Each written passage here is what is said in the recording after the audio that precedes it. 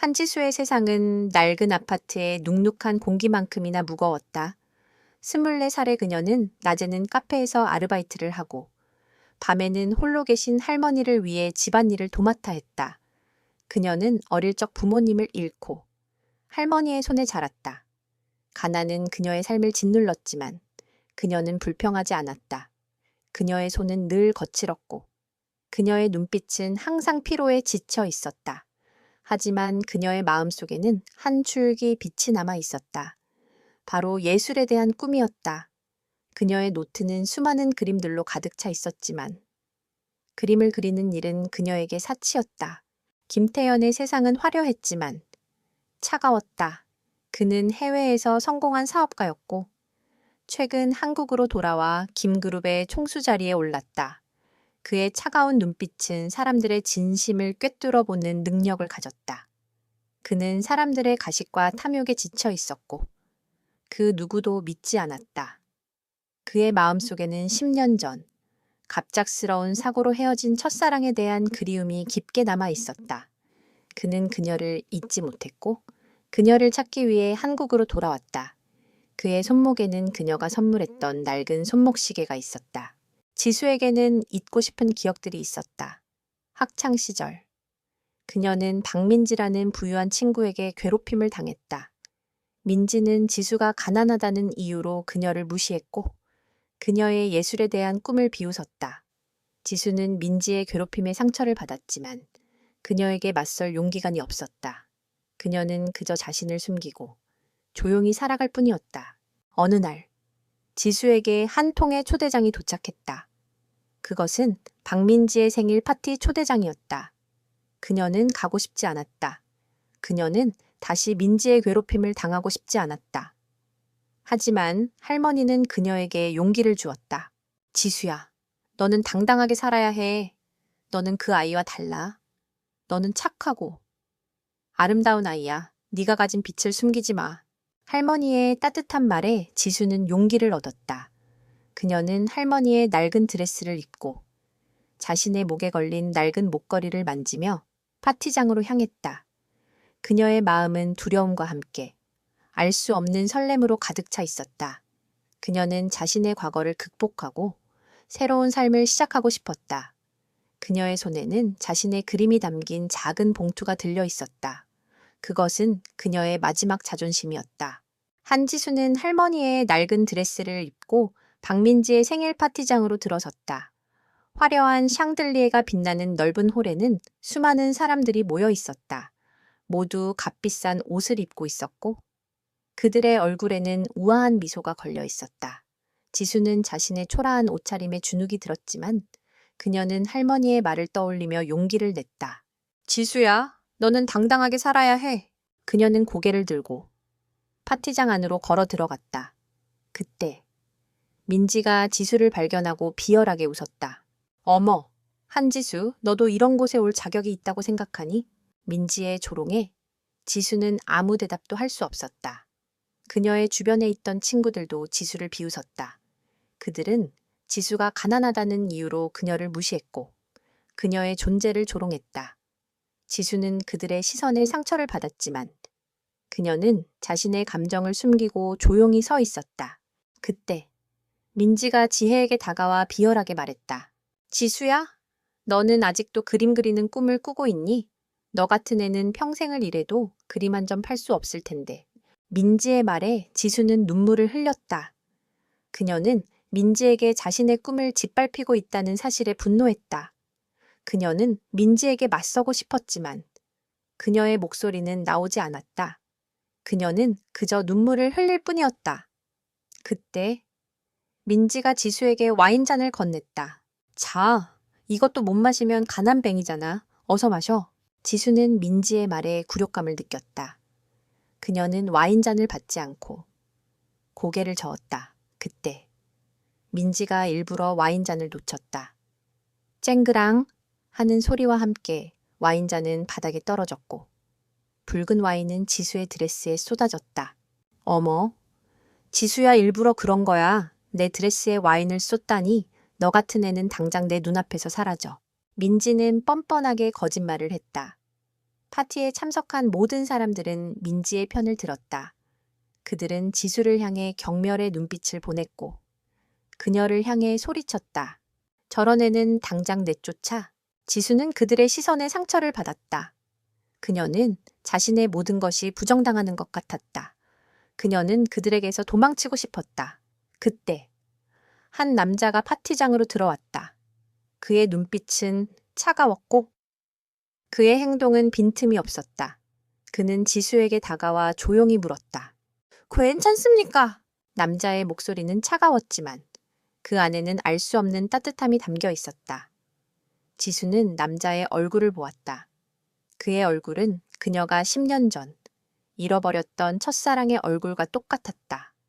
그녀의 마음은 혼란스러웠다. 그녀는 그가 누구인지 알지 못했지만 그에게서 잃어버렸던 기억의 조각들을 발견하고 있었다. 그녀는 그에게서 자신의 삶을 되찾을 수 있을 거라고 믿었다. 그들의 만남은 운명적인 만남이었다. 그들의 사랑은 서로의 아픔을 치유하고 서로의 삶에 새로운 희망을 불어넣는 기적과도 같았다. 한지수는 자신에게 말을 건 남자를 보자마자 얼어붙었다. 그의 얼굴은 그녀가 10년 동안 잊지 못했던 첫사랑, 김태형과 똑같았다. 그러나 그의 눈빛은 차가웠고 그녀를 알아보지 못했다. 태연은 지수의 와인에 젖은 드레스를 보고 민지가 그녀에게 행한 모욕을 짐작했다. 박민지, 당신이 한 짓이오? 태연의 차가운 목소리에 민지는 얼굴이 하얗게 질렸다. 그녀는 태연이 누구인지 몰랐지만 그의 위압적인 분위기에 압도당했다. 그때 태연의 비서가 민지에게 다가가 그의 명함을 건넸다. 민지는 명함에 적힌 김그룹, 총수 김태현이라는 이름을 보고 충격에 휩싸였다. 그녀는 자신이 그토록 만나고 싶어 했던 남자를 모욕하고 있었다는 사실에 절망했다. 태연은 지수의 손을 잡고 파티장을 빠져나왔다. 그는 그녀를 최고급 호텔로 데려가 따뜻한 물에 몸을 담그게 하고 그녀에게 깨끗한 옷을 건넸다. 그는 그녀에게서 10년 전 잃어버렸던 첫사랑의 흔적을 찾고 있었다. 그녀의 목에 걸린 낡은 목걸이는 그의 마음을 더욱 흔들었다. 이 목걸이 어디서 난 겁니까? 태연의 간절한 질문에 지수는 눈물을 흘렸다. 아버지가 주신 유품입니다. 제가 기억을 잃은 후 제게 남은 유일한 것입니다. 지수의 말에 태연은 충격에 휩싸였다.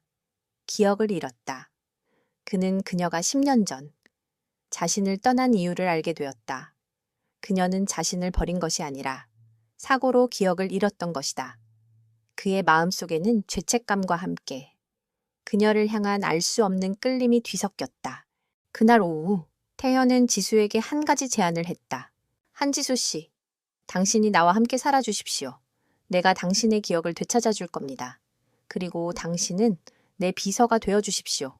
태연의 제안에 지수는 당황했다.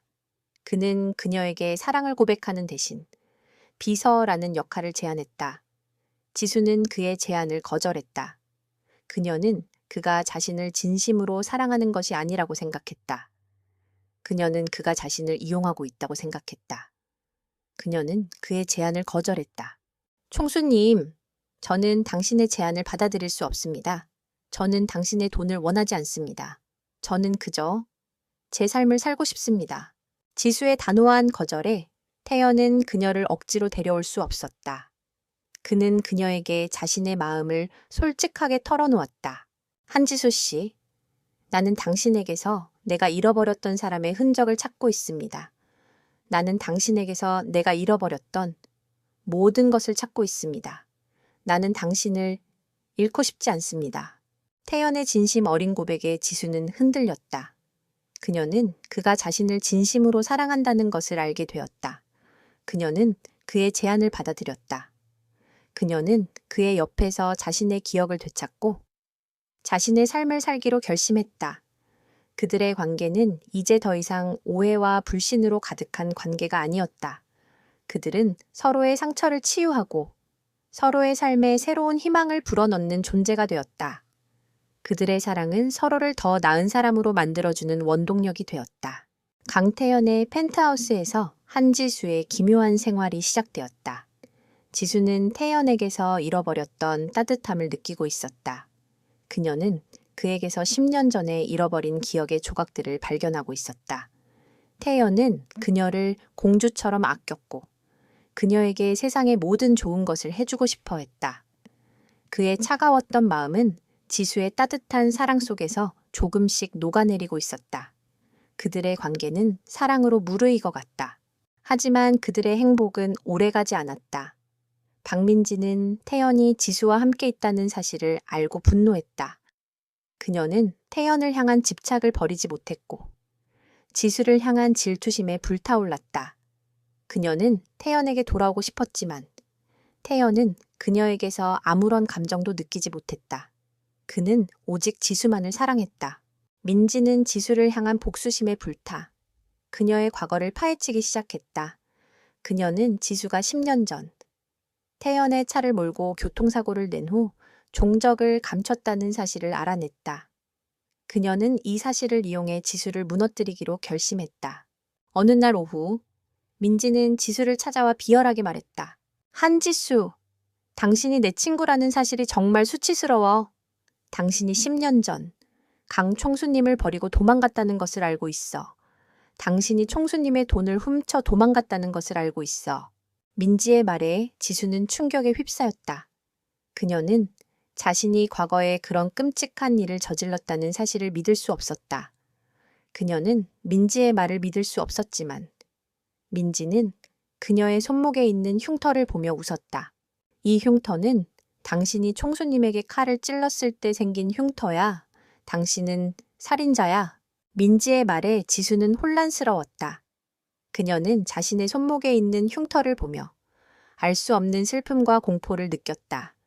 그녀는 자신이 정말로 태연을 배신했던 것일까? 그녀는 태연의 얼굴을 보며 눈물을 흘렸다. 그녀는 태연에게서 도망치고 싶었다. 그날 오후, 태연은 지수에게 프로포즈를 하기 위해 반지를 준비했다. 그는 지수에게 영원한 사랑을 약속하고 싶었다. 하지만 그때 민지가 태연에게 전화를 걸어 지수의 과거에 대해 이야기했다. 그녀는 지수가 10년 전 태연의 돈을 훔쳐 도망갔고 심지어 그에게 칼까지 찔렀다는 거짓말을 했다. 태연은 민지의 말에 충격에 휩싸였다. 그는 지수를 향한 사랑과 함께 그녀에 대한 의심이 마음속에 자리 잡았다. 그는 지수에게 모든 것을 묻고 싶었지만 그녀의 눈에서 흐르는 눈물을 보고 아무것도 물어볼 수 없었다. 그는 그녀에게서 도망치고 싶었다. 그는 그녀를 잃고 싶지 않았지만 그녀가 자신을 배신했다는 사실을 받아들일 수 없었다. 그의 마음은 혼란스러웠다. 그는 지수에게 진실을 말해달라고 부탁했다. 지수야, 나에게 진실을 말해줘. 당신이 정말로 나를 배신한 겁니까? 당신이 정말로 나에게 칼을 찌른 겁니까? 태연의 절규에 지수는 아무 말도 할 수 없었다. 그녀는 자신이 과거에 어떤 끔찍한 일을 저질렀는지 알지 못했다. 그녀는 태연에게 진실을 말할 수 없었다. 그녀는 태연의 눈을 보며 눈물을 흘렸다. 그녀의 눈물은 더 이상 슬픔의 눈물이 아니었다. 그것은 절망의 눈물이었다. 그녀는 자신의 운명에 절망했다. 그들의 사랑은 이제 위기의 그림자 속에서 더욱 강하고 뜨겁게 타오르기 시작했다. 한지혜의 침묵은 강태연의 의심을 더욱 깊게 만들었다. 그는 그녀를 향한 사랑과 함께 10년 전의 상처가 다시 떠오르는 고통으로 가득했다. 지혜는 태연의 눈에 비친 절망을 보며 눈물을 흘렸다. 그녀는 그를 사랑했지만 그녀의 과거가 그들의 사랑을 방해하고 있었다. 그녀는 그에게 진실을 말할 수 없었다. 그녀는 자신이 과거에 어떤 끔찍한 일을 저질렀는지 알지 못했기 때문이다. 그 시각, 박민지는 태연이 자신에게 돌아올 것이라 확신하며 회심의 미소를 지었다. 그녀는 태연과의 관계를 다시 시작하기 위해 그리고 지혜를 완전히 무너뜨리기 위해 한 가지 계획을 세웠다. 그녀는 태연의 그룹에서 주최하는 대규모 자선 파티에 참석하기로 했다.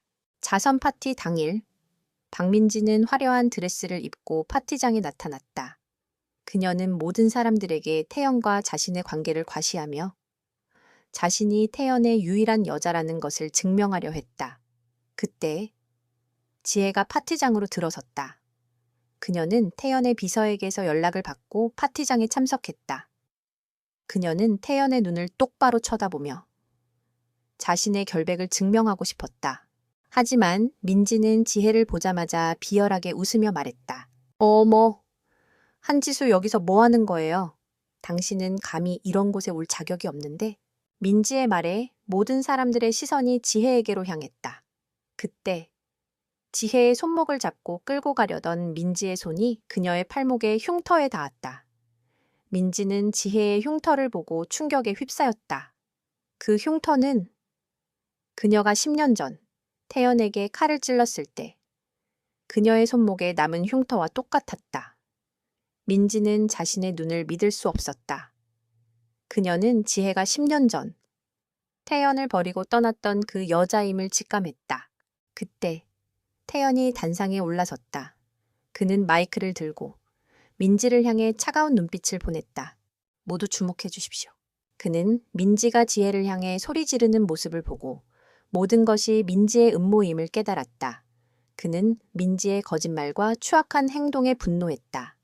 그는 민지가 10년 전 자신을 배신하고 떠났던 그 여자임을 알고 있었다. 이 자리에 있는 모든 분들께 말씀드립니다. 제 옆에 서 있는 이 여자는 제 아내가 아닙니다. 제 아내는 한지혜입니다. 태연의 말에 파티장은 술렁거렸다. 민지는 충격에 휩싸여 아무 말도 할 수 없었다. 그때 태연은 10년 전 교통사고에 대한 모든 증거들을 스크린에 띄웠다. 영상에는 지은이 10년 전 태연의 돈을 훔쳐 도망치려다 교통사고를 당하는 모습과 지혜가 자신을 버리고 떠난 지은을 향해 소리 지르는 모습이 담겨 있었다. 그리고 지은이 태연에게 칼을 찌르려다 지혜가 대신 칼에 찔리는 모습까지 모든 진실이 밝혀지는 순간이었다. 민지의 얼굴은 창백하게 굳어버렸다. 그녀의 거짓말과 추악한 행동이 모두 드러났다. 그때 지혜는 태연의 잃어버렸던 기억을 되찾았다. 그녀는 10년 전 민지가 태연에게 칼을 찔렀을 때 자신이 대신 칼에 찔렸다는 사실을 알게 되었다. 그녀는 태연의 품에 안겨 눈물을 흘렸다. 그녀의 눈물은 더 이상 아픔이 아니었다. 그것은 진정한 해방과 사랑의 눈물이었다. 그녀는 태연에게서 잃어버렸던 기억을 되찾았고 태연은 그녀에게서 잃어버렸던 사랑을 되찾았다. 그들의 사랑은 이제 위기의 그림자 속에서 더욱 강하고 뜨겁게 타오르기 시작했다. 박민지의 모든 음모가 백일에 드러나면서 세상은 충격에 휩싸였다. 그녀는 한태영과의 관계를 되찾기 위해 한지혜를 모함하고 10년 전의 교통사고까지 조작했던 것이다. 민지는 모든 것을 잃었고 법의 심판을 피할 수 없게 되었다. 그녀의 추악한 탐욕은 결국 그 자신의 파멸을 불러왔다. 태연은 10년 전의 상처를 치유하고 지혜라는 새로운 사랑을 얻었다. 자선 파티가 끝난 후 태연은 지혜를 품에 안고 펜트하우스로 돌아왔다. 텅 비어있던 펜트하우스는 이제 지혜의 따뜻한 온기로 가득 찼다. 태연은 지혜에게 지난 10년간의 아픔과 오해에 대해 진심으로 사과했다. 지혜야, 미안해. 내가 너를 잃고 너를 원망하고 너에게 상처를 줘서 미안해. 나는 너를 잃은 후 모든 것을 잃은 것 같았어. 나는 너를 잃고 나서야 내가 널 얼마나 사랑해봤는지 깨달았어. 태연의 진심 어린 고백에 지혜는 눈물을 흘렸다. 그녀는 그가 자신을 배신한 것이 아니라 자신을 사랑했기 때문에 아파했다는 사실을 깨달았다. 그녀는 그의 손을 잡고 말했다. 태연 씨, 저는 당신을 원망하지 않았어요. 저는 당신이 저를 버렸다고 생각했지만 저는 당신의 얼굴을 잊지 못했어요. 저는 당신을 다시 만날 수 있을 거라고 믿고 있었어요. 그들의 사랑은 서로의 아픔을 치유하고 서로의 상처를 보듬어주는 진정한 사랑이었다. 그들은 서로를 통해 잃어버렸던 과거의 조각들을 다시 맞추어 나갔다. 지혜는 태연과 함께 보낸 행복한 기억들을 되찾았고 태연은 지혜가 자신을 위해 얼마나 많은 희생을 감수했는지 깨달았다. 그들의 사랑은 오해와 불신으로 시작되었지만 이제는 서로에 대한 깊은 신뢰와 사랑으로 단단해졌다. 며칠 후 태연은 지혜를 데리고 10년 전 그들이 처음 만났던 공원을 찾았다. 바닷바람이 그들의 머리카락을 스치고 지나갔다. 태연은 지혜의 손을 잡고 조용히 바다를 바라보았다. 지혜야, 나는 내가 널 얼마나 사랑했다겠는지 몰랐어. 나는 너를 잃고 나서야 내가 얼마나 외로운 사람이었는지 깨달았지. 하지만 이제 네가 내 옆에 있어줘서 정말 행복해. 너는 나에게 모든 것이야. 태연의 진심 어린 고백에 지혜는 눈물을 흘렸다. 그녀는 그가 이제 더 이상 차갑고 외로운 총수가 아님을 알았다. 그는 이제 따뜻하고 사랑스러운 한 남자였다. 그녀는 그의 품에 안겨 바다를 바라보았다. 그녀의 목에 걸린 낡은 목걸이와 태연의 손목에 있는 흉터는 이제 더 이상 아픔의 상징이 아니었다. 그것은 그들의 잃어버린 과거를 잇는 영원한 사랑의 증표가 되었다. 그들의 관계는 이제 더 이상 우연이 아니었다. 그것은 서로의 상처를 치유하고 서로의 삶에 새로운 희망을 불어넣는 운명적인 사랑이었다. 그들의 삶은 이제 진정한 가족이라는 이름으로 완성되어 가고 있었다. 몇 년의 시간이 더 흘렀다. 강태영과 한지혜의 사랑은 모든 시련과 역경을 이겨내고 마침내 완전한 결실을 맺었다. 그들은 결혼식을 올렸고 지혜는 태연의 아내이자 사랑의 힘으로 모든 것을 이겨낸 한 사람의 영혼이었다. 태연은 더 이상 차갑고 냉소적인 총수가 아니었다. 그는 이제 따뜻하고 사랑스러운 한 남편이자 한 아들의 자랑스러운 아빠였다. 그들의 행복은 여기서 멈추지 않았다. 지혜는 태연의 지원을 받아 한지혜 예술재단을 설립했다. 그녀는 그곳에서 아이들에게 그림을 가르치고 그들이 꿈을 꿀 수 있도록 도와주었다. 태연은 그녀의 재단에 최신 기술을 접목시켜 아이들이 더 안전하고 즐겁게 놀 수 있도록 지원했다. 그들의 재단은 이제 마을의 희망이 되었다. 어느 날 오후, 태연은 지혜와 함께 그녀의 재단을 방문했다. 지혜는 아이들에게 그림을 가르치고 있었고, 태연은 그런 그녀의 모습을 보며 흐뭇한 미소를 지었다. 그때 태연은 재단 놀이터 한쪽에 있는 한 소녀를 발견했다. 소녀는 다른 아이들과 어울리지 못하고 혼자 울고 있었다. 태연은 소녀에게 다가가 조용히 물었다. 아까야, 왜 혼자 울고 있니? 소녀는 태연의 따뜻한 목소리에 고개를 들었다. 그녀의 눈에는 눈물이 가득했고 그녀의 얼굴에는 깊은 슬픔이 담겨 있었다. 태연은 소녀에게서 자신의 어린 시절을 보았다. 그는 소녀의 작은 손을 잡고 말했다. 괜찮아. 이제 괜찮을 거야. 너도 언젠가 너를 사랑해줄 사람을 만날 수 있을 거야. 태연의 따뜻한 말에 소녀는 처음으로 미소를 지었다. 태연은 소녀에게서 자신의 마음속에 남아있던 마지막 차가운 조각들을 녹여내렸다. 그는 이제 완전히 사랑으로 가득 찬 한 사람의 영혼이었다. 이야기의 마지막 장면은 그들의 작은 정원에서 펼쳐졌다. 태연과 지혜는 그들이 함께 그린 그림을 보며 행복하게 웃고 있었다. 태연은 지혜의 허리를 감싸 안고 그녀는 그의 품에 기대어 하늘을 올려다보았다. 그들의 삶은 10년 전 잃어버렸던 기억과 외로운 고독에서 시작되었지만 이제는 서로의 사랑으로 채워진 따뜻한 가족의 이야기가 되었다. 그들의 눈앞에는 잃어버렸던 모든 것을 되찾은 행복한 미래가 펼쳐져 있었다. 그들은 이제 더 이상 외롭지 않았다. 그들은 서로의 손을 잡고 영원히 행복한 삶을 살게 될 것이다.